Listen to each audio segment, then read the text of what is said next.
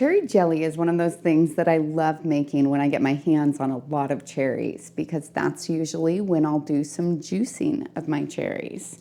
And it is so easy to make cherry jelly once you have the juice, because all I need is 5½ cups of juice.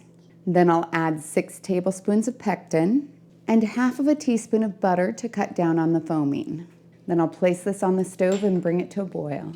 Now that it's come to a boil, I'll add 7 cups of sugar. I want to add this all at once, so I need to have it pre-measured.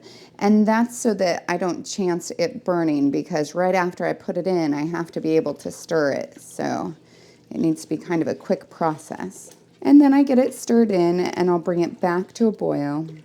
Now that it's come to a full rolling boil, I'll set my timer for 1 minute. I can tell that it's at a rolling boil because even though I stir it, it continues to bubble. I'll fill my ½ pint jars up to 1/4 inch of headspace, which is the space from the top of the food to the top of the jar. Such a rich, deep, dark cherry color here. It's really pretty. Kind of has that jewel-like quality to it. I like putting them in the quilted crystal jelly jars because of that. I wash off the rims with a clean, damp cloth, just so that if any of the jelly got on the outside edge, that it won't interfere with the seal. Then I'll place on my lids and rings until they're fingertip tight.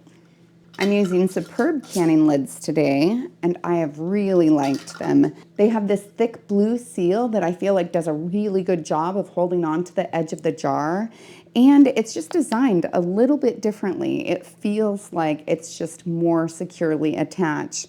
The other thing I like is where it curves around the jar, I feel like the lip doesn't stick out. With the ball and really all of the other ones, I feel like they kind of stick out a little bit, and so it's easy for them to catch on something as they're being moved around. But this one I feel like curves around that edge a little bit better.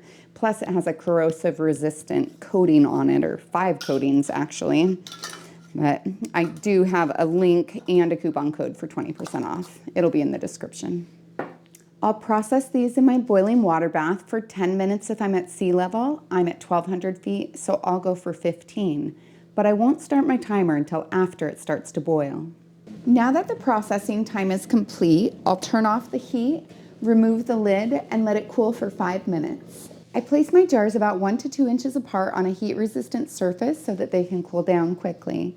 I'll leave them there for 24 hours so that they can get a good seal. I know that they have a good seal if the center of the lid has depressed down.